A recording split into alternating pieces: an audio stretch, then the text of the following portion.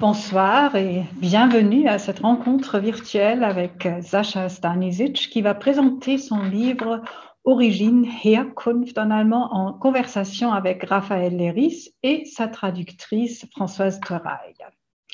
Publié en Allemagne en 2019, la traduction française vient d'être publiée le 3 février en fait par les éditions Stock et vous avez déjà entendu que nous avons préparé cette soirée en collaboration avec les éditions Stock. À la fois roman et récit autobiographique, ce livre reflète les origines allemandes et yougoslaves de l'auteur.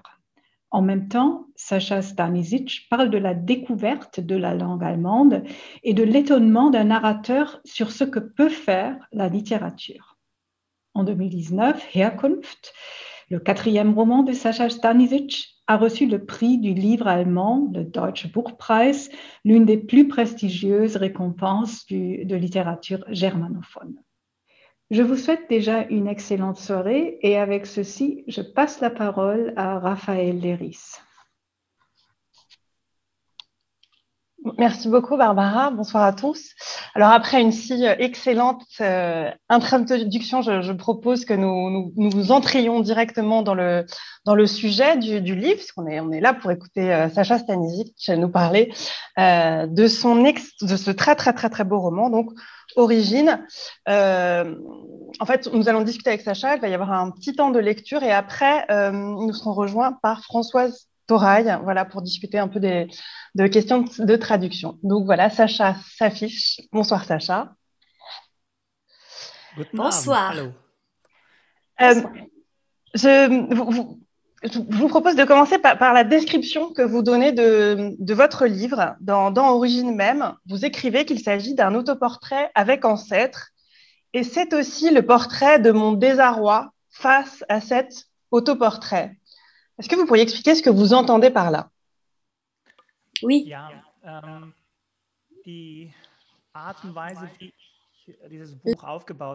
La façon dont j'ai construit le livre était totalement ouverte. Je ne savais pas à quel résultat j'allais aboutir, mes recherches allaient aboutir dans ma famille, dans mes souvenirs. Je ne savais pas exactement lesquelles des scènes de ma vie étaient nécessaires pour raconter ces histoires. Bien sûr, comme pour un travail scientifique, quand on ne connaît pas le résultat, il y a de l'espace pour l'échec, pour des questions qu'on se pose et auxquelles on ne trouve pas de réponse. Et autoportrait avec des ancêtres, cela veut dire aussi, c'est une interrogation du passé reculé.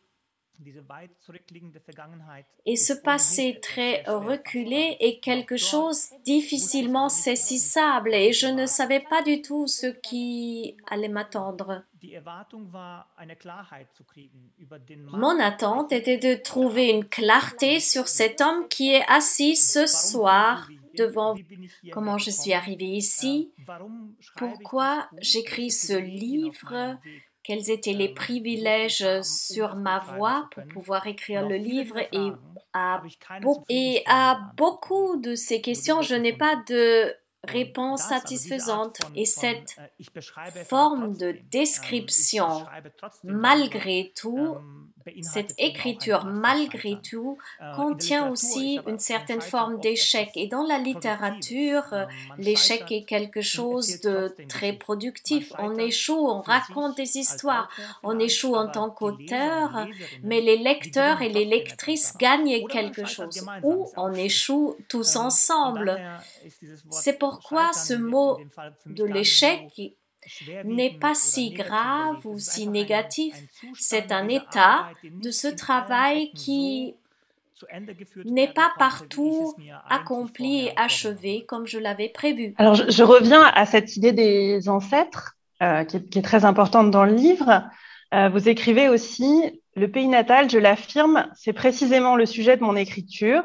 Les grands-mères, quand ma grand-mère Christina a commencé à perdre les souvenirs, je me suis mis à les rassembler. » Le premier ancêtre que l'on rencontre, c'est donc cette grand-mère Christina qui va être présente tout au long du texte, son rapport aux histoires, son rapport à la langue, la manière dont elle vous amener sur les terres de vos ancêtres, dont on vous fait boire même ses origines directement à l'eau du puits, pourrait-on dire. Est-ce que vous pourriez nous parler un petit peu d'elle? Et je me demandais s'il était possible de dire que c'est elle qui vous a fait écrivain. Oui, la grand-mère Christina joue un très grand rôle dans ce cosmos. Ma narration sur elle a dû échouer parce que je n'ai pas réussi dans sa démence, et je crois que c'est ce qui la constitue dans le livre, cette incapacité d'être présente sur tous les niveaux du temps, surtout pas sur celui du passé, de rassembler et récolter d'elle son caractère, toutes les histoires et les mettre sur papier pour me donner la sensation que je l'ai rendu compréhensible en tant que ma grand-mère, mais aussi comme personnage littéraire. Et cette forme d'échec avec elle était productive. Ce que je venais d'apprendre sur sa vie avait beaucoup de choses à voir avec moi-même. Elle était la personne la plus importante de ma petite enfance. Mes parents étaient étudiants, ils ont travaillé, ma grand-mère s'occupait de moi. Donc elle était la première instance qui transmet des valeurs, et parmi ces valeurs était une factualité, une objectivité, et puis cette envie de raconter. Et à un moment, elle le dit, à l'époque déjà tu adorais inventer des histoires, mais elle m'a mis les pieds sur terre. C'était vraiment une femme de la campagne, elle venait d'un tout petit village, et beaucoup de choses dans notre vie commune tournaient autour de moi. J'étais toujours au centre de toutes les choses.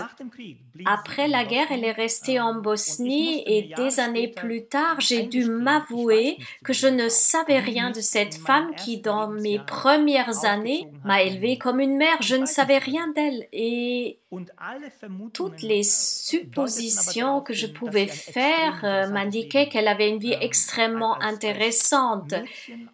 Elle a grandi dans un village totalement orienté sur les hommes. Elle n'avait pas le droit d'aller à l'école. Elle a vécu la Deuxième Guerre mondiale, le communisme. Elle a été mariée avec un communiste fervent. Donc, sur beaucoup de points sociaux et politiques, elle était témoin. Et je ne savais rien d'elle. Et donc, le projet était d'étudier, d'investiguer sur notre relation pour ne pas oublier les souvenirs, et d'apprendre davantage de choses sur sa vie, car autrement que moi, elle est toujours restée. Et moi, j'ai une vie d'inquiétude, de fuite, d'adaptation dans des constellations sociales les plus diverses, et elle est toujours restée. Elle a juste déménagé de 30 km des hauteurs vers la vallée. Et malgré tout, sa vie était riche et intéressante, et au milieu, là où la vie intéressante de ma grand-mère disparaît à cause de la démence, j'essaye d'en extraire des histoires, et on se rencontre dans cette recherche, et cela me permet de regarder à travers ses yeux 80 années d'une vie de femme dans une telle société, et en même temps de décrire et de prendre congé d'une personne que j'aimais beaucoup, car tout se termine avec sa mort. Donc, elle était vraiment un pilier extrêmement important dans la recherche d'histoire qui me constitue peut-être le plus important. À la sortie de Le Soldat et le gramophone, il y a déjà 13 ans, vous m'aviez dit une phrase qui m'avait beaucoup marquée.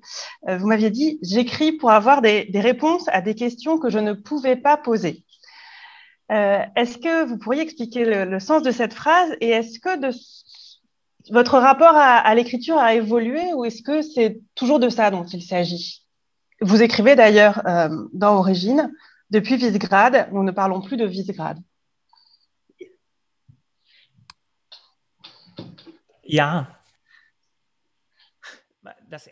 Le premier livre n'était pas un livre très courageux.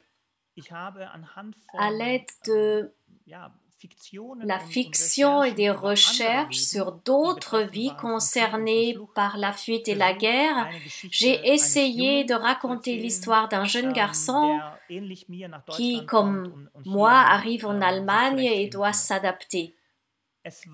Mais dans tous les paramètres de l'histoire, très peu de choses qui émotionnellement m'intéressaient étaient présentes. Par exemple, à travers le protagoniste Alexandre, ce narrateur du premier roman, j'ai installé une sorte de filtre entre mon histoire et les lecteurs et lectrices. Il était une sorte d'assouplissant. Je ne sais pas si c'est clair. C'était un narrateur assez naïf. Il était jeune, c'est une victime et c'est très très facile à décrire. Un enfant qui est une victime. Il avait plein d'imagination, il était actif, beaucoup de choses que je n'étais pas du tout enfant. Et au cours des années, j'avais la sensation que sur ce que je voulais raconter et qui m'était impossible à cause peut-être aussi la proximité émotionnelle, j'ai décidé de le refaire mais autrement, plus proche de moi, plus proche de ce qui me concerne, me touche, m'éloigner de l'enfant vers une écriture qui laisse les lecteurs dans un doute. Est-ce que c'est vrai? Est-ce que c'est de la fiction maintenant? Où est-ce qu'on en est? Et effectivement, de me concentrer à certaines questions des origines, de la socialisation des fuites, mais pas de façon fictionnelle, mais vraiment à l'exemple de mes propres expériences, de ce que je connais. Et à partir de là, on peut dire que thématiquement, les livres sont semblables, comme à Yin et à Yang. Le premier livre a un rapport thématique fort avec moi, mais un rapport émotionnel faible avec moi, et le nouveau livre reordonne le thème, mais plus proche d'une description réelle de ma vie. Il y a toutes ces choses que vous ignorez, puisqu'il n'est plus temps de poser des questions à votre grand-mère, et qui sont dans le livre. Et donc, il y a aussi dans le texte une présence des faits et des légendes, du réel et du symbolique. Est-ce que vous pourriez expliquer un petit peu comment vous avez travaillé là-dessus, sur cette manière d'entremêler le réel, le symbolique, le réel, la fiction, vos interrogations là-dessus, et comment ça construit le texte? Il y avait une règle que je me suis imposée comme une condition à laquelle il fallait se tenir pour écrire ce livre, de ne jamais inventer quand je fais une sorte d'affirmation morale. Jamais faire venir une scène du néant pour confirmer ma propre position politique ou sociale ou psychologique. Jamais inventer ou imaginer quelque chose pour que le lecteur n'ait pas la sensation « Ah, c'est intéressant, c'est ça qu'il a vécu ». Donc, les inventions devrait se placer là où il n'y avait pas d'enjeu, pas de grand contexte, pas de situation importante. Je vais donner un exemple. J'invente la vie de mon arrière-grand-père et de mon arrière-grand-mère parce que dans ma famille, presque personne ne pouvait parler d'eux. Ce sont des feuilles blanches et à partir des quelques informations, j'ai un petit peu reconstruit leur vie, comment ils se sont rencontrés. Cette scène ne raconte rien d'autre et c'est justement ça qui est bien.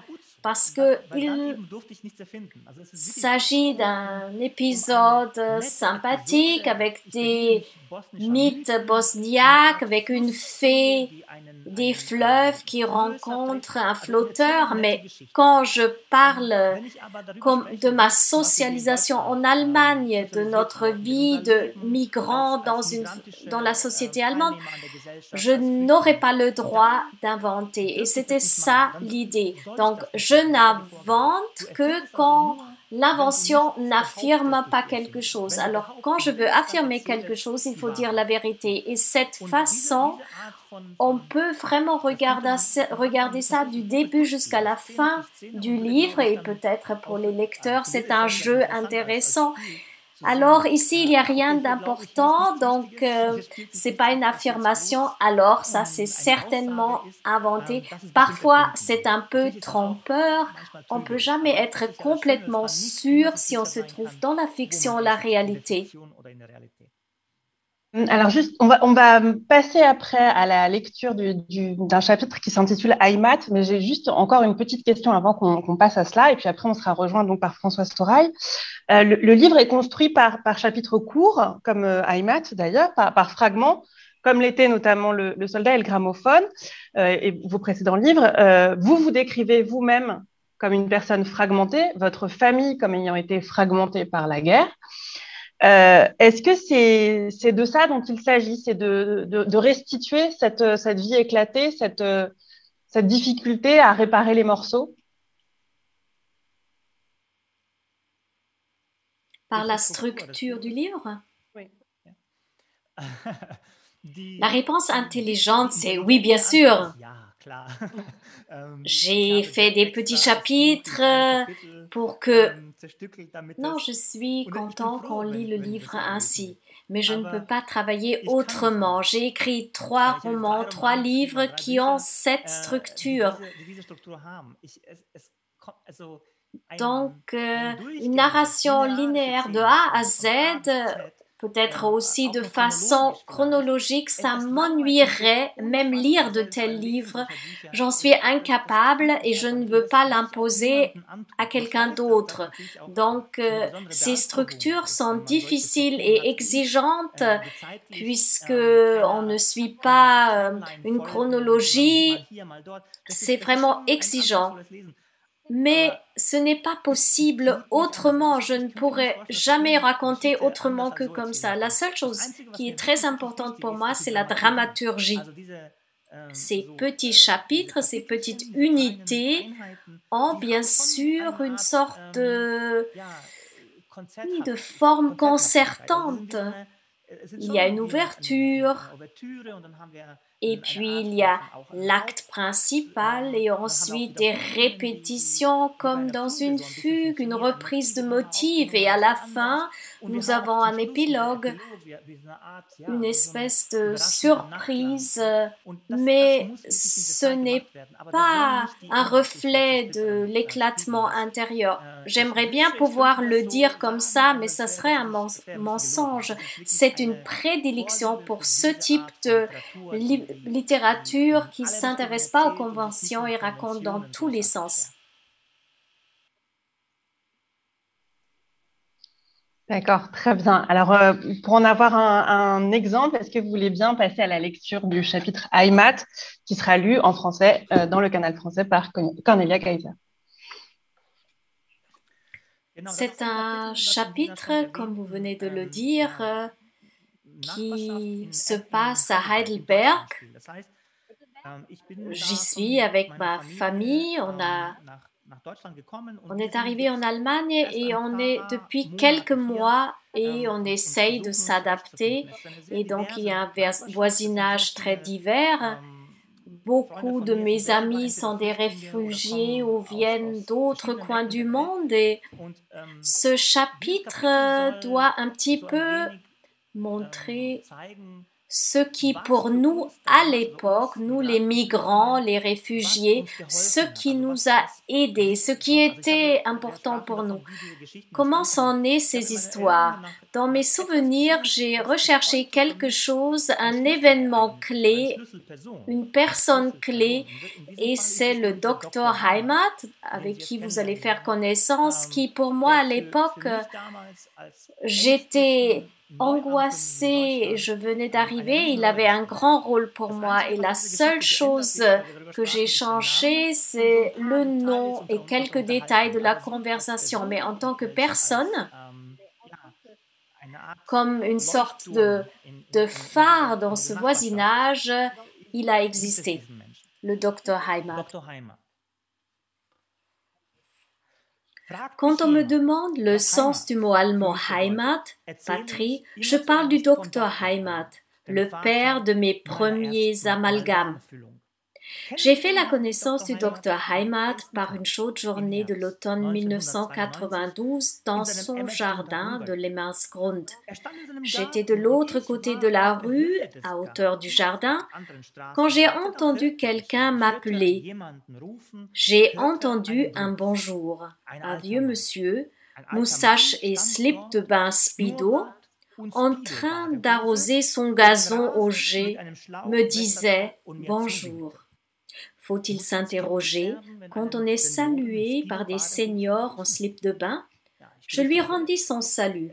Il chercha à engager la conversation par-dessus la barrière, mais sans grand succès, mon allemand était lamentable.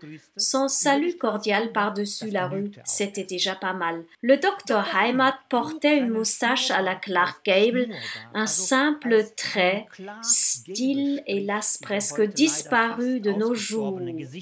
J'avais alors 15 ans. J'ai trouvé que cette moustache inspirait à la fois crainte et confiance. Elle correspondait à l'image que je faisais de l'Allemagne. La rue, son gazon y semblait très moelleux, sa maison vaste et sa voiture, une zappe d'une vétusteté de bon aloi, était la plus belle du quartier d'Emmersgrund, où se trouvait le plus grand nombre de systèmes d'alarme. Le docteur Heimat n'avait pas de famille, ce que je trouvais dommage pour quelqu'un ayant de si bonnes manières, une si jolie moustache et de si belles dents. C'est au printemps suivant qu'il m'a interpellé au sujet de mes dents. Jusque-là, nous n'avions jamais échangé plus de quelques phrases.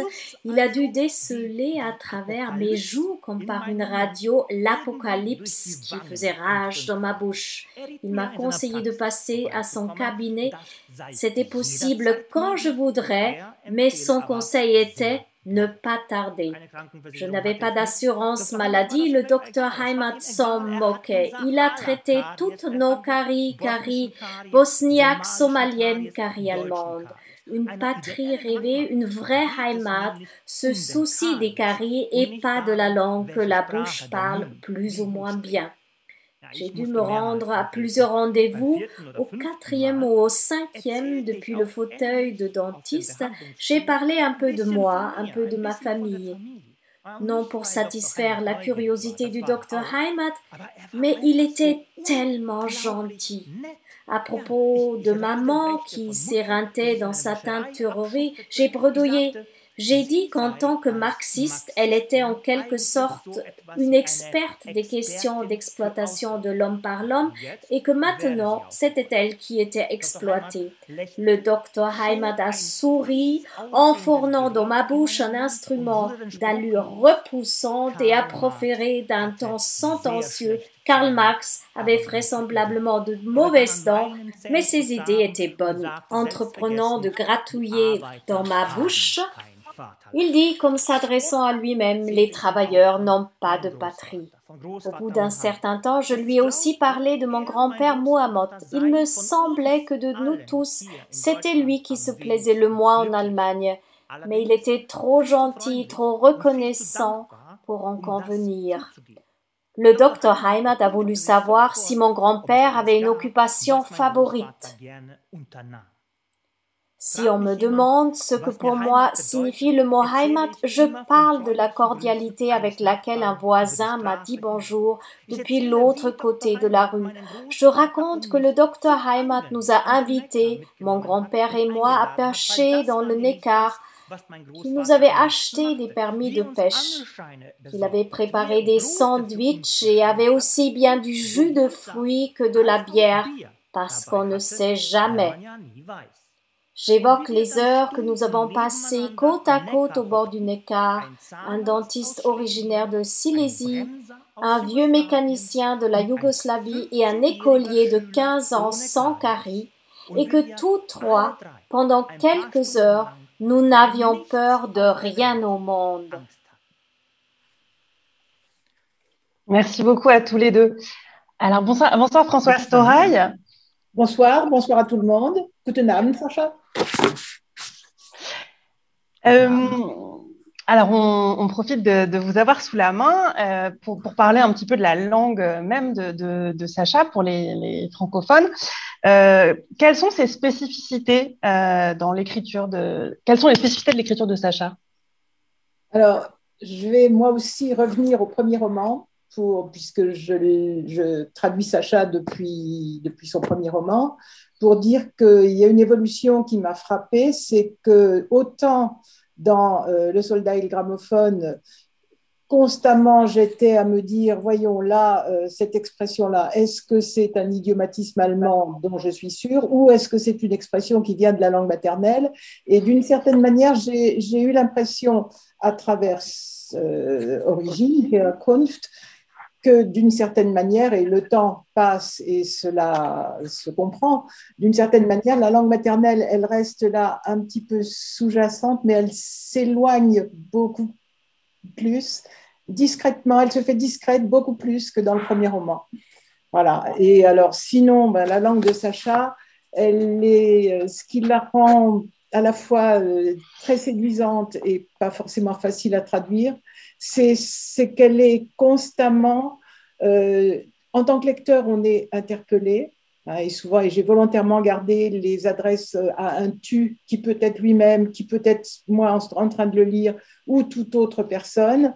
Donc, on est constamment inclus, en quelque sorte, et en même temps, le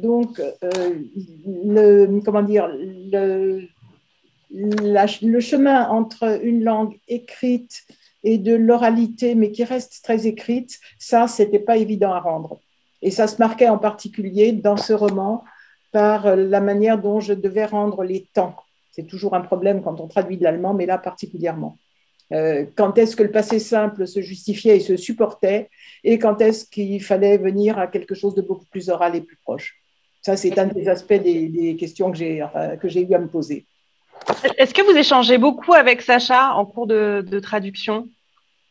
Oui. Alors, j'essaye de pas, à chaque tour de page, disons, l'importuner, donc je rassemble mes questions. Mais ce qui est extraordinaire, c'est que Sacha est d'une disponibilité extrême. Parfois, il me répond dans l'heure qui suit en me disant, écoute, j'ai pas le temps tout de suite, mais promis, je réponds très vite. Et en général, la réponse vient effectivement dans les jours qui suivent. Et d'autre part, il essaye toujours d'aller au fond de ce qu'on lui demande, d'expliquer. Et alors, je dois dire que j'ai eu la chance, même si c'était en Zoom et donc frustrant par rapport à la présence réelle que j'avais aussi connue avant la fête, j'ai eu la chance de participer dans le collège des traducteurs au collège des traducteurs de Strahlen à une petite mini-semaine, on va dire. On a travaillé de façon intensive, de 9h du matin à 5h du soir, avec 1h30 de pause entre deux, avec toute une série d'autres traducteurs ou traductrices qui travaillaient sur ce texte. Et on a pu poser à Sacha toutes les questions qu'on a voulu, de toutes sortes. Et à chaque fois, il a été d'une disponibilité extraordinaire. Et ça nous aide énormément. Sacha, vous êtes très sensible à la question de la traduction, et est-ce que vous pensez que votre histoire personnelle joue éventuellement là-dedans?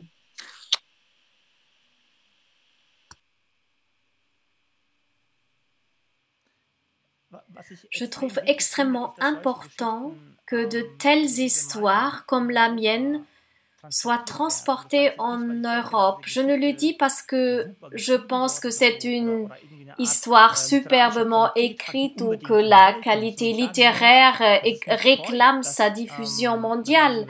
Mais je suis content et je me réjouis qu'il y ait ces histoires de migration et de fuite, bien que la mienne se passe dans les années 90. Je suis content qu'en France, on ait la possibilité de lire ce livre et de faire un petit débat.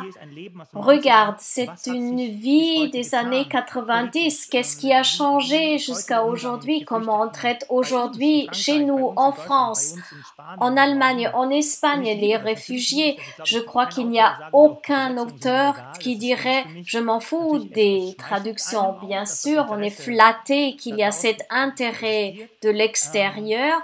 J'apprends. Et en fait, je suis quelqu'un d'aimable, mais je suis très disponible pour les traducteurs parce que ça m'intéresse. Et je suis une sorte de lecteur de mon livre quand je parle avec Françoise, qui est tellement subtile dans sa perception de ma langue allemande. Elle est tellement entraînée sur et elle reconnaît les petits pièges. Et je me dis, mais c'était tellement privé, c'était un tel petit jeu, mais comme elle me traduit depuis toujours, elle est comme mon ombre, mais une ombre claire, elle améliore le texte. Et on a parlé de ma grand-mère. Parmi toutes les traductions, ma grand-mère n'avait que la traduction de Françoise, elle a toujours regardé le livre, elle m'a dit, mais quoi faire avec? Et je lui ai dit, tu vas mettre le livre sur les étagères. Et pour moi, c'est un grand honneur et les traducteurs ne peuvent pas assez être loués pour le travail si important et si mal payé. Et je suis simplement reconnaissant et là pour eux et j'espère que nous pourrions encore faire 20 livres ensemble.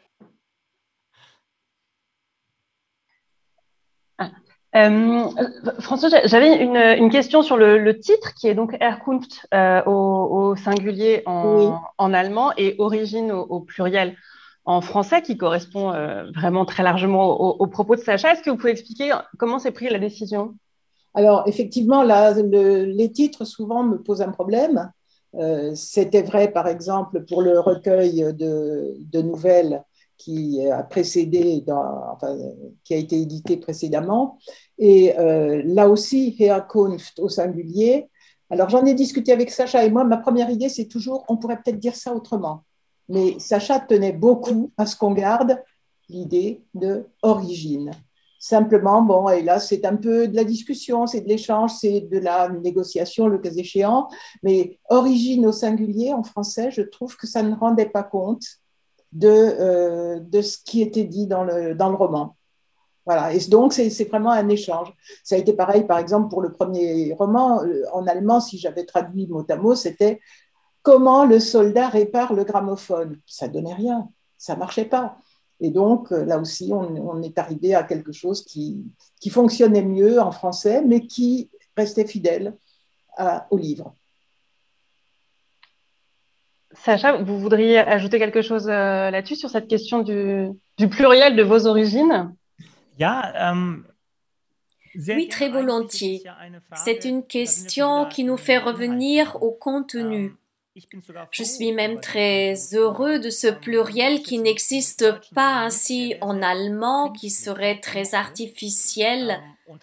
Mais en fait, ma réflexion a été de l'appeler patrie avec un pluriel ou origine avec un pluriel, mais pour les oreilles d'un Allemand, ça sonne vraiment très bizarrement et je n'ai pas voulu créer dès le départ un obstacle.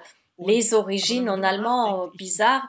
Mais quand on y pense, je le fais dans le livre. Je montre avec ma propre vie que nous sommes déterminés par tant d'influences différentes qui nous constituent, ces origines multiples qui nous déterminent de l'extérieur, mais aussi notre autodétermination, la grand-mère, la famille, les gènes, tout ça fait partie de nos origines et ce groupement m'a semblé vraiment adapté à ce que je voulais raconter. Donc tous ces attributs qu'on porte en nous, cela a mérité un pluriel pour le dire ainsi et c'est pourquoi j'ai trouvé cette proposition tout à fait acceptable.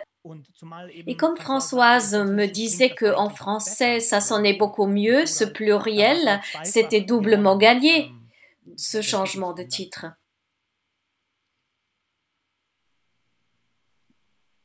Merci beaucoup Françoise, sauf si vous voulez dire quelque chose de plus sur ce... Enfin, il y aurait, j'imagine, mille choses à raconter sur ce processus de traduction. Je pense qu'on va avancer dans la soirée, il y aurait beaucoup de choses encore à dire, mais je pense qu'on va... Voilà, merci beaucoup. Bon, merci beaucoup d'être passé dans ce Zoom. Au revoir Françoise. Au revoir. Alors, je voudrais revenir au chapitre IMAT que vous avez lu, qui donne une vision très positive de la manière dont vous avez été reçu à travers ce dentiste qui soignait toutes les bouches, toutes les caries de toutes les origines. Mais vous ne racontez pas que ça non plus dans Origine.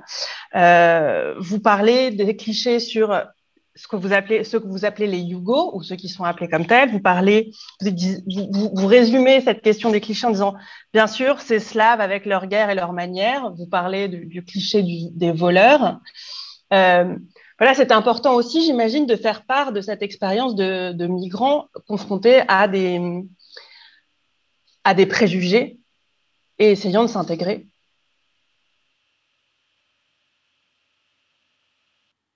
Oui, c'est juste. Pour le livre, je me suis fixé cette directive pour mon récit sur l'Allemagne, regarder ce qui a fonctionné sur mon chemin, dans la langue par exemple, qu'est-ce qui a fonctionné dans ma recherche de contacts sociaux, dans la formation, qu'est-ce qui était bien, comme une sorte de regard dans les systèmes de différents niveaux sociaux que j'ai rencontrés. Je voulais proposer un regard juste, loyal, ouvert envers les migrants, oublier les clichés et agir de façon égale. Mais comme ce sont des processus, des systèmes qui sont tout à fait autre chose que bienveillants, nous avons trouvé un exemple positif là, un homme, un dentiste qui traite sans sécurité sociale, qui est ouvert, aimable, qui est curieux mais pas trop. Donc des choses qui à l'époque dans cette situation de crise, on vit tout le temps sous l'impression de ne pas être les bienvenus. On est menacé d'expulsion et puis vous rencontrez quelqu'un qui veut vous aider. C'est tellement précieux. Et c'était ça mon objectif. Je voulais raconter les deux choses. Ça n'a pas fonctionné à l'époque et ne continue à ne pas fonctionner. Mais regardez, il y a aussi le contre-exemple. Soyez aimable comme le dentiste et ça nous a tellement aidés. Et donc, grâce à ces exemples, ces scènes, je voulais décrire la vie quotidienne d'un réfugié des Balkans. C'est juste avant quelqu'un qui aurait une autre couleur de peau. Je voulais donc raconter à l'époque, ça c'était affreux et ça c'était super. Et c'est entre ces deux pôles que j'oscille. Vous écrivez aussi, dans les premiers temps, en Allemagne, je refusais deux identités, celle de Yugo et celle de réfugié. C'est aussi avec ça qu'il s'agit de se réconcilier dans ce livre.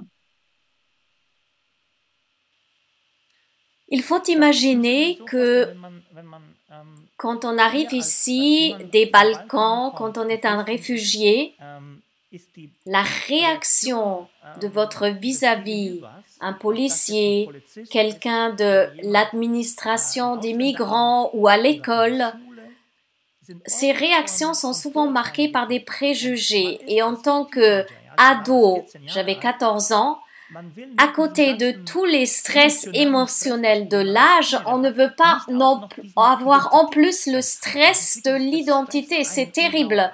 C'est pourquoi à l'époque j'ai pensé, je préfère ne pas être, et je crois que c'est assez lâche, de ne pas être yougoslave et de surtout pas être un réfugié. Et puis j'avais une stratégie bizarre. Je me suis rendu compte que parmi toutes les républiques de l'ancienne Yougoslavie, la Slovénie avait la meilleure presse. La Slovénie était orientée vers l'ouest, on connaissait les skieurs, les Alpes, et j'ai pris l'habitude de me présenter comme slovène à toute nouvelle connaissance, justement pour éviter cette attribution et cette détermination. Je ne voulais pas de la pitié, je ne voulais pas le mépris comme tout le monde. Et cette stratégie s'est avérée non nécessaire car j'avais beaucoup de chance et je le décris dans le livre. Mes réseaux d'amis n'attachaient pas d'importance ni aux origines. J'avais très peu de rencontres avec des nazis, des moments de discrimination et de désavantages. Ce que je raconte, ça concerne davantage mes parents qui l'ont rencontré à leur travail. C'est pourquoi c'était extrêmement important pour moi de donner une vraie image, une vraie représentation de la discrimination et de mon adaptation, que c'était une voie possible parmi beaucoup d'autres voies possibles. Et puis toujours cette peur d'être expulsé, personne ne peut imaginer ça, la pression émotionnelle pour les parents, pour les enfants. Tous les 6 mois, un fonctionnaire peut dire « votre séjour est terminé ». Je le décris aussi, tout est temporaire parce qu'on n'achète pas de table, on pense que c'est l'argent jeté par la fenêtre parce qu'on doit quitter le pays. Et cette vie précaire, pas seulement pour moi, et de montrer que c'est aujourd'hui toujours comme ça, qu'il y a des gens qui vivent dans des conditions inhumaines, sans voix, ça aussi, c'était ma tâche.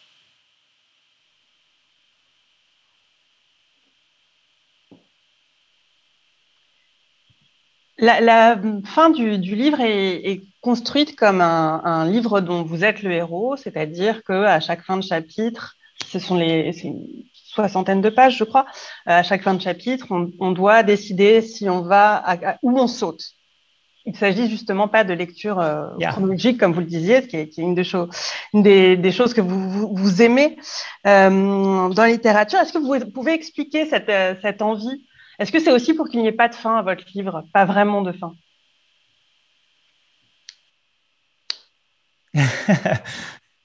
Il y a bien sûr beaucoup de fins possibles et c'est intéressant. Il faut imaginer, ceux qui ne l'ont pas encore lu, ce livre, à la fin vous arrivez dans une situation où vous, le lecteur ou la lectrice, vous pouvez décider où vous continuez votre lecture. Vous lisez une page et à la fin, il y a 2 ou 3 propositions comment l'histoire pourrait continuer et c'est à vous de choisir. Vous décidez, vous êtes le metteur en scène de cette partie du livre et aussi de la vie du protagoniste parce que je quitte ma vie de protagoniste et c'est à vous de décider. Et cela fait 2 choses différentes et ça a 2 raisons différentes. Je suis un grand amateur du genre fantastique. J'adore la littérature fantastique. Je lis peut-être plus ce genre de littérature que d'autres genres.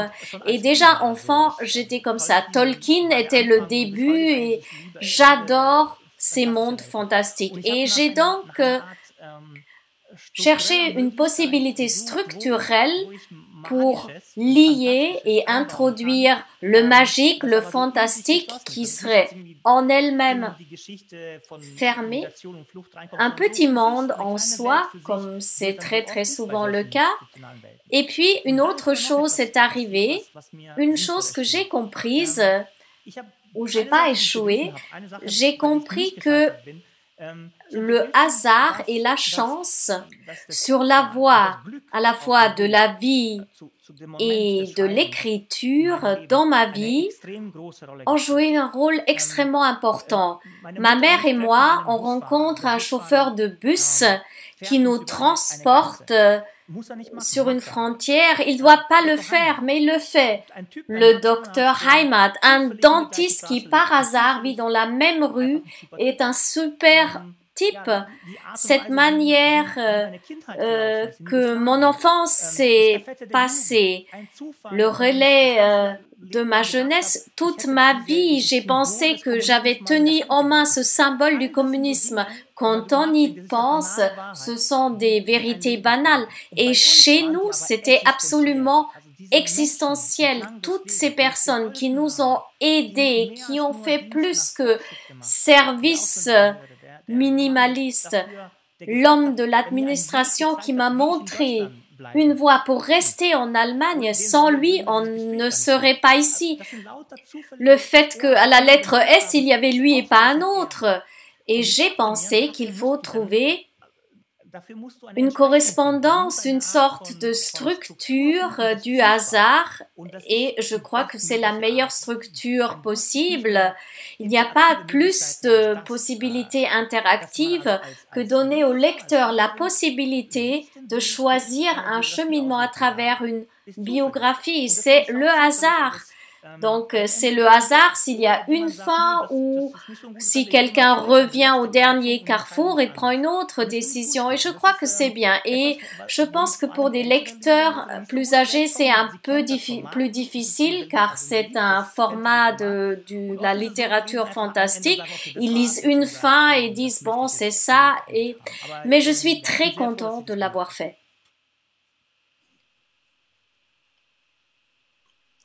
Alors, avant qu'on donne la parole aux questions qui viennent du chat, je voulais savoir ce que ça vous fait d'avoir reçu le Bourg-Prize pour un livre où vous racontez comment vous avez été cet enfant, j'emploie votre terme, Yugo, arrivé voilà, en ne sachant pas parler cette langue, sujet aux préjugés, sujet à une grande précarité de l'existence. Est-ce que le fait que ce livre-là ait reçu le Bourg-Prize, le Deutsche Buchpreis, ça a une importance particulière à vos yeux?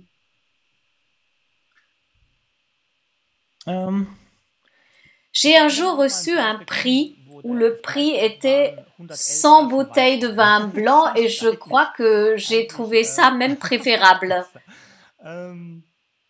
Oui, tout d'abord, pour être honnête, c'est beaucoup d'argent.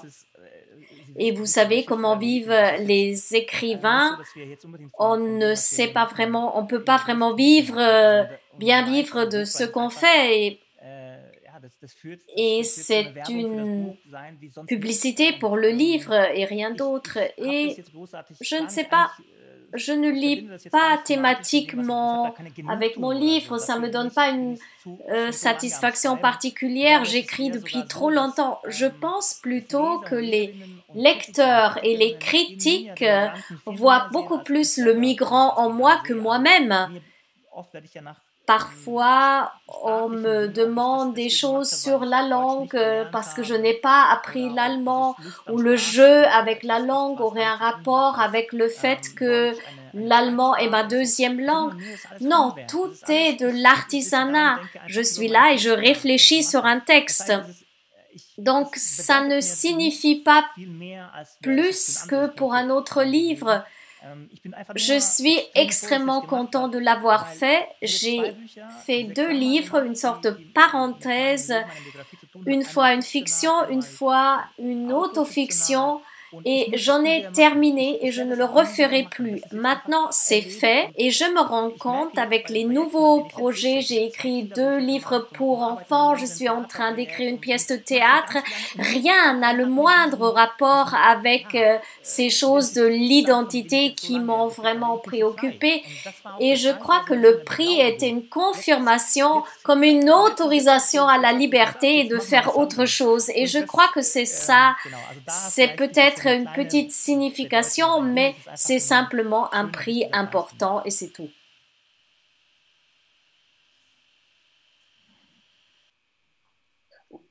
Vous avez quand même saisi l'occasion de ce prix pour dire ce que vous inspirait le prix Nobel attribué à Peter Handke. Vous avez vu quand même la portée politique aussi du prix qui vous était remis. Ja. Oui, c'est vrai. Non, vous avez juste saisi l'occasion de vous exprimer sur ce sujet qui vous tenait à cœur. Ouais.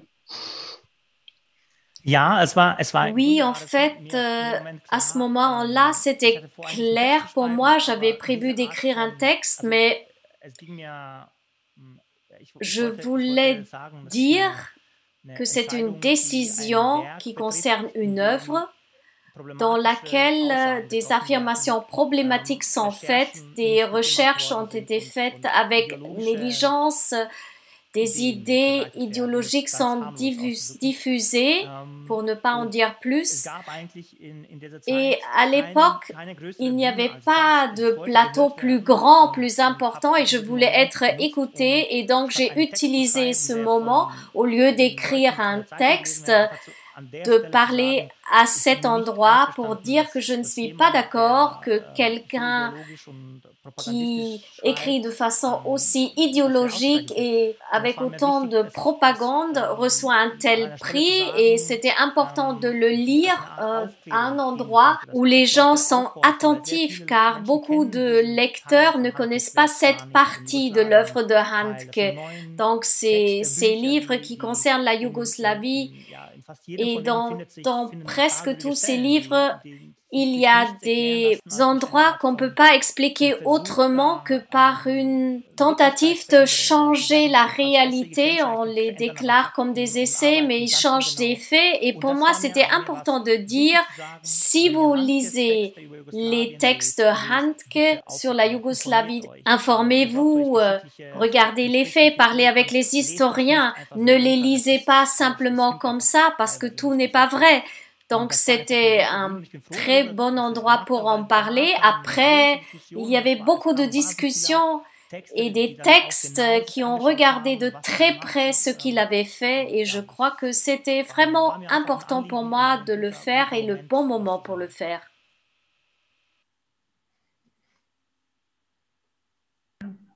Merci beaucoup, Sacha. Nous allons passer aux questions du chat. Alors, c'est moi qui va essayer de rassembler un peu les questions. On a beaucoup de questions, donc je m'excuse déjà qu'on ne va probablement pas pouvoir donner des réponses à toutes les questions. D'autant plus que j'aimerais commencer au moins brièvement avec certaines questions qui ont été posées par des élèves de 14 ans qui sont dans le public ce soir et qui ont lu des textes de Sacha Stanisic, qui ont écrit eux-mêmes des petits textes et qui ont préparé plusieurs questions. Donc, j'aimerais quand même commencer avec 2 ou 3 questions des élèves avant de passer aux questions qui ont été posées dans le chat. Une première question, est-ce qu'il y a des personnes en particulier qui vous ont aidé à démarrer votre vie en Allemagne quand vous êtes arrivé? Oui. À différents moments de mon existence, très important pour mon évolution, tout d'abord un professeur. Donc, une bonne question des élèves. Mon professeur d'allemand, mon premier professeur d'allemand, Monsieur Nikisch, était un homme très attentif, et on trouve ça pas si souvent. Il n'a pas seulement fait cours, mais il s'est occupé de nous à côté de l'enseignement. Et pour nous, les migrants, c'est extrêmement important que quelqu'un n'entre pas dans la salle de classe, raconte quelque chose 45 minutes et s'en va. On a plus de questions que de réponses, des soucis, on a des besoins un peu différents.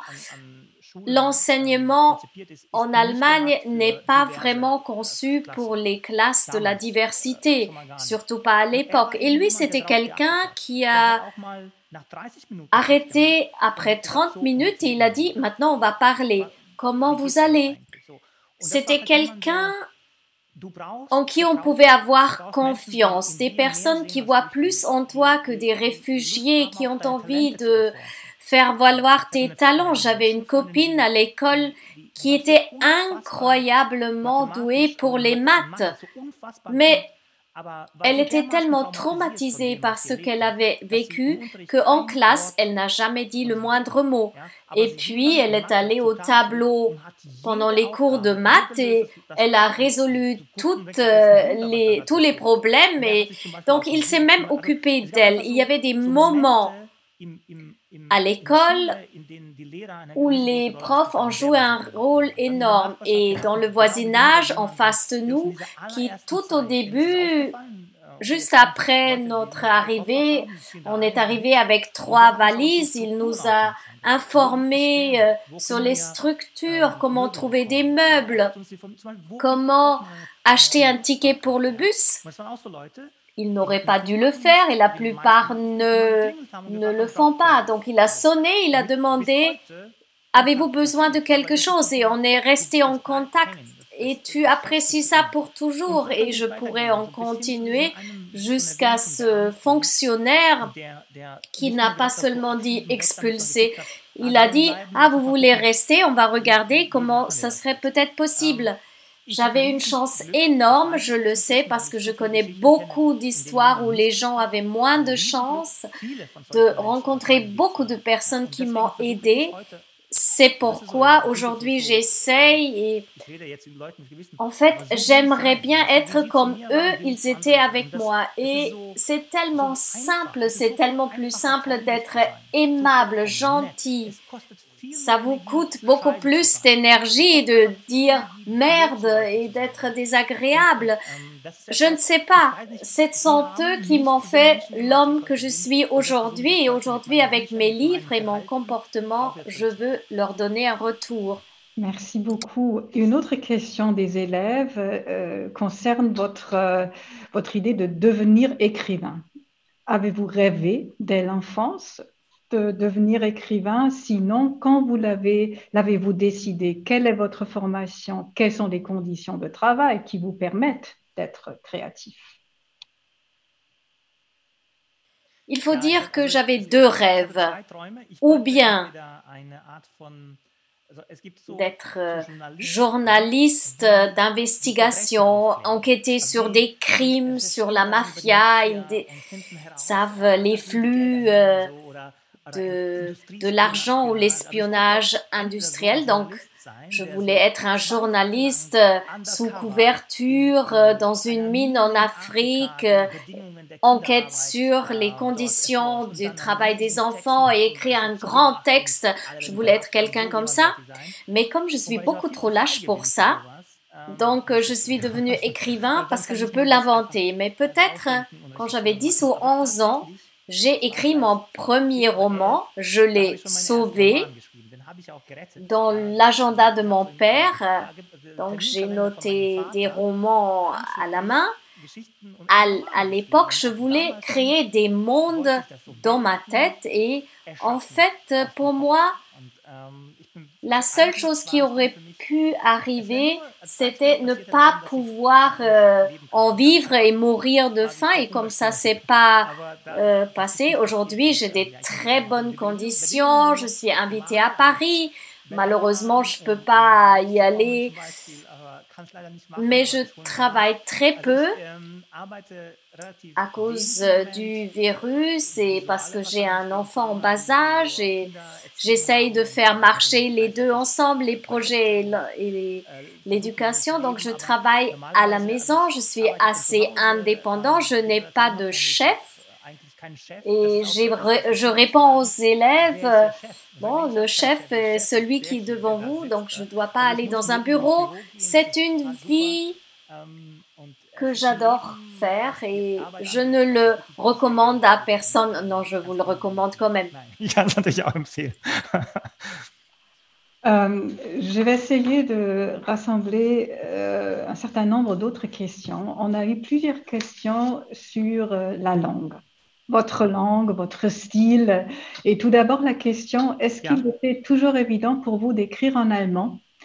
Ou est-ce que vous avez pensé aussi d'écrire vos livres dans votre langue maternelle? Donc, cette relation entre la langue maternelle et l'allemand.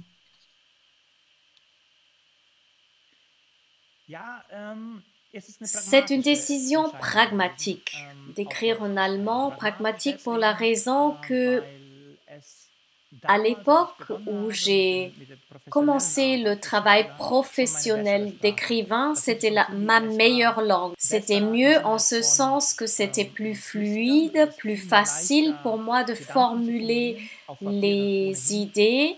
Mon vocabulaire était plus grand. Il faut imaginer que mon vocabulaire en serbo-croate stagnait à partir de 14-15 ans, alors que mon vocabulaire allemand a toujours grandi parce que j'ai lu en allemand. Donc, c'était vraiment une décision pragmatique pour un outil qui, banalement, il maîtrise mieux. Et donc, cette question s'est très brièvement peut-être posée au sujet de la Yougoslavie. Est-ce que je devrais utiliser... Mais mes livres ont toujours la perspective de quelqu'un qui parle à partir de l'Allemagne, moi ou mes protagonistes. Donc, c'est pas vraiment une raison d'écrire en serbo-croate et mon aisance et ma flexibilité en allemand qui me permet vraiment de tout faire par la façon dans une seule phrase de regrouper les mots et de créer de nouvelles significations. C'est une chose qui est propre à l'allemand, j'en ai besoin. Mes textes sont souvent d'un point de vue de la langue, sont très élaborés sur le micro-niveau de la phrase. Donc, sur ce niveau-là, je me sens en toute sécurité. Je ne fais pas de concessions, je peux tout faire pour raconter mes histoires.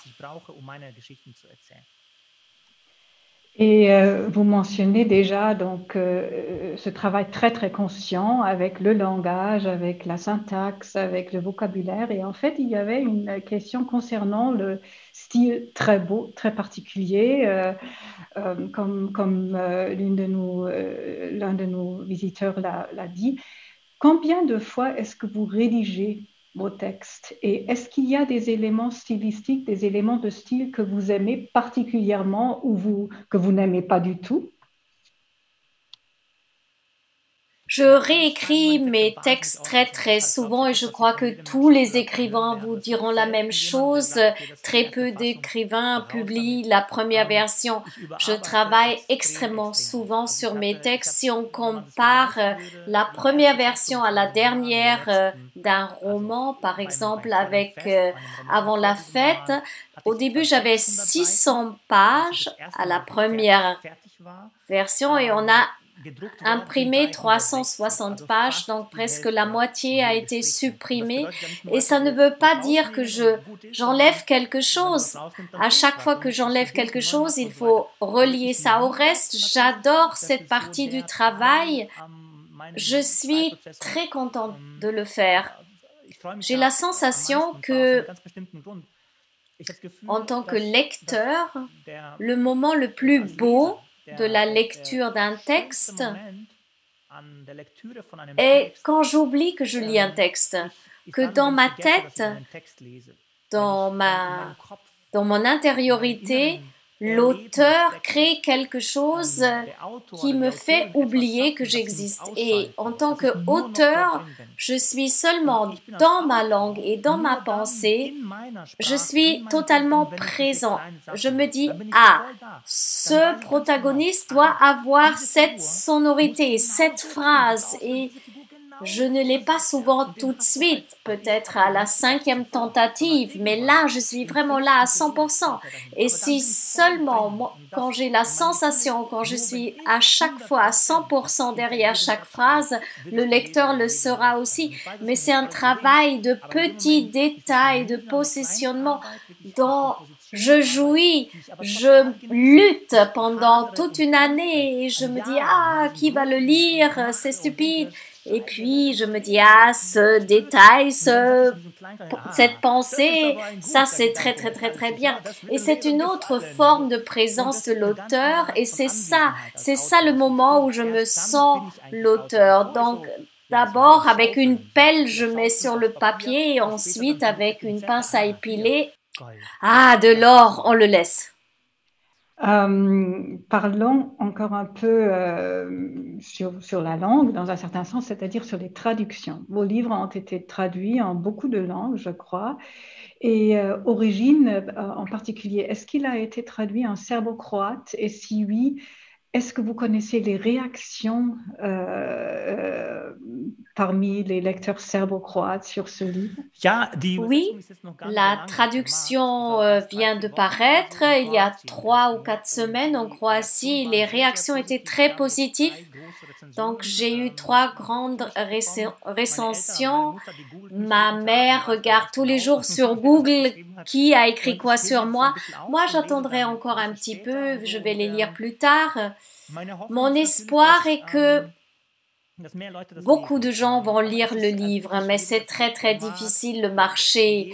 Les lecteurs en Serbie, en Croatie, c'est très très petit. 3000 livres vendus, c'est déjà un best-seller, donc c'est tout petit. Mais la littérature a tellement perdu sa place dans la société. Cet espoir d'une discussion autour d'un livre, ça ne se passera pas comme ça. Les réactions de la presse sont positives. Quelqu'un écrit un article, mais après c'est le silence. Ce n'est pas ce qu'on désire en tant qu'auteur, une espèce d'étincelle, quelqu'un d'autre qui parlera et on parle des contenus et des critiques et les gens disent « Ah non, c'est nul » et puis les autres disent « socialement important ». Non, peut-être après 2 mois, on oublie le livre et d'autres vont paraître. Malheureusement, c'est ainsi. Donc, vous connaissez très bien les réactions.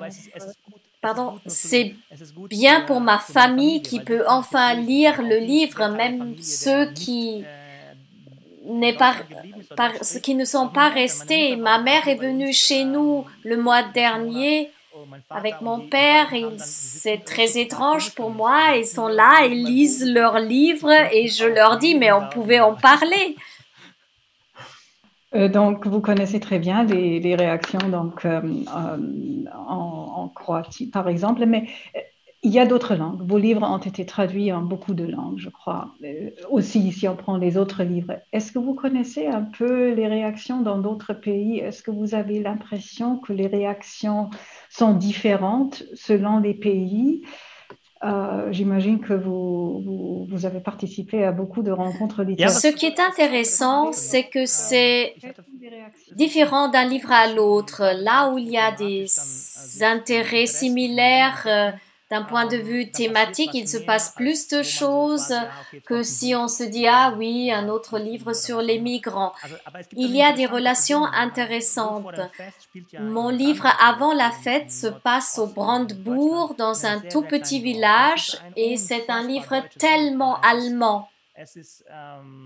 Je crois stylistiquement et de son contenu, c'est vraiment allemand. C'est peut-être même un peu ennuyé. Et ce livre était un grand succès au Brésil. Et on se demande pourquoi j'étais invitée au Brésil. Il y avait des centaines de gens qui sont arrivés aux lectures. Et puis j'ai appris que ce type de vie rurale, c'est toute petite communauté avec les fils, avec les animaux sauvages, l'agriculture, ça joue un rôle et c'est très très exotique de voir la même chose de la Uckermark en Allemagne et ils trouvaient ça super, comme beaucoup d'Allemands qui lisent Marquez et qui disent «Oh, regardez, mais l'Amérique latine». Donc, c'était le cas inverse. On s'est dit, ah, la Uckermark, à quel point c'est intéressant. Je ne l'aurais jamais cru. Et maintenant, avec Origine, je l'ai remarqué avec la version catalane. Et le sujet, identité, autodétermination, ce sont des thèmes du quotidien, les débats qu'on a sans cesse et donc, comme le livre en parle, mais d'un autre côté, donc sur un niveau plus universel, c'est un livre intéressant pour quelqu'un à Barcelone. Et je pense qu'il n'aurait pas autant réagi avant la fête, mais les origines, ça les touche. Et je crois que c'est ainsi qu'il a eu tellement de résonance.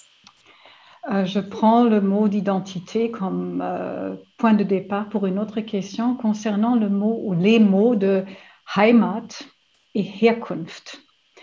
Deux mots un peu, différents bien sûr, mais quand même liés un peu. Quelles sont vos connotations avec ces deux mots-là? Bien sûr, ils ont un rapport étroit, mais le sujet patrie, Heimat, c'est la volonté d'appeler quelque chose patrie. C'est suffisant pour décider qu'une région, une langue, de façon inattaquable est votre patrie. Donc, tant que personne n'est exclu, tant que personne ne vous en expulse ou regarde le propre et l'étranger, oui, la patrie, la culture dominante, nous, les autres, tout va bien. Avec origine, on ne peut pas vraiment le dire comme ça. On peut dire je suis né à, je viens de. Ce sont des paramètres inattaquables également, mais déjà les origines sociales, la socialisation, la puberté, l'identité, alors l'autodétermination, qu'est-ce que je suis, comment les autres me voient, Eribon en a parlé, c'est très différent, ça laisse un espace pour l'extérieur, pour le regard de l'extérieur, ça laisse un espace pour l'interprétation.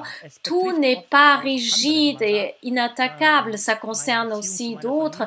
Ma relation avec ma famille est marquée par une vie rurale, par un père sévère, par une mère soumise. Alors on raconte un tout petit cosmos qui peut-être pour le frère dans la même famille est très différent. Donc on laisse toujours un espace pour une influence de l'extérieur qui arrive, peut-être la langue aussi. Donc les deux notions sont complémentaires et sont parfois totalement différemment définies par chaque être. On peut dire ma patrie est ça à cause des montagnes, mais qui ne dirait pas les montagnes sont mes origines. Donc ça ne doit pas être identique mais complémentaire et il faut toujours respecter toute autre définition. Une autre question qu'on a eue concerne vos influences littéraires. Est-ce qu'il y a des auteurs qui vous ont inspiré, qui sont particulièrement importants pour vous? Oui, bien sûr, beaucoup d'auteurs. Quand j'ai un sujet, j'essaye de lire aussi peu que possible pendant l'écriture. Je fais la recherche et la lecture avant et pour ce livre-là, Miljan Kojagović était un auteur, on va l'écrire dans le chat. Il a écrit 2 ans avant le mien un livre dont le titre en serbo-croate est Rod, qu'on pourrait traduire avec famille. ou origine aussi peut-être, et d'une façon très intéressante, il explore le passé de sa famille et raconte très en détail les vies des membres de sa famille, et cela m'a donné du courage d'entreprendre, de me laisser glisser à l'intérieur de l'histoire de la famille. Et dès le départ, on avait la sensation que avec chaque histoire sur un membre de la famille, il raconte quelque chose sur l'époque, la famille et la société. Et ça m'a donné le courage de prendre ma famille comme exemple pour quelque chose. Donc c'était comme une permission de raconter et d'écrire ma propre histoire. Et j'ai lu beaucoup d'autofiction simplement pour comprendre où sont les limites entre fiction et non-fiction, la relation entre un narrateur affirmé et un moi qui est l'auteur. Comment les autres ont fait? Là aussi, j'ai fait pas mal de lectures. Arnie Arnaud, par exemple, des auteurs qui se sont intéressés à leur propre biographie et pas seulement raconter. Et ça m'a aidé de trouver ma voix. Je vais dire le nom de l'auteur dans le chat, vous allez le voir. Je crois qu'on a déjà une contribution dans le chat, Milankovic, la dernière contribution dans le chat. Non, le nom de famille n'est pas bien orthographié. Je vais l'écrire. Voilà. Ja, genau, ja, das Sanela, vielen Dank. Vous avez parlé plusieurs fois aussi ce soir dans cet entretien entre cette tension, parler de cette tension entre les aspects autobiographiques et les aspects de fiction. Une question qui va un peu dans cette direction-là était, pouvez-vous imaginer d'écrire un livre pas du tout autobiographique?